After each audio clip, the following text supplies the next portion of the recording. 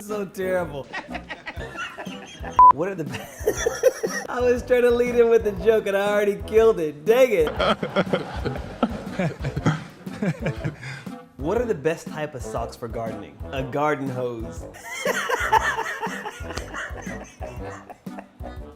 You get it? Okay, so what does a baseball team and a brownie have in common? They both depend on a really good batter.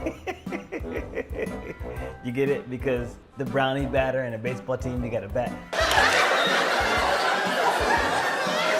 Did y'all hear about the chicken who can only lay eggs in the winter? Yeah, she was no spring chicken. Okay, wait, I gotta go.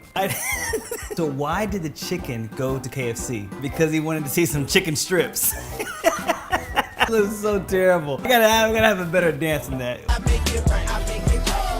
What did the salad say to each other on its honeymoon? Let us alone without dressing.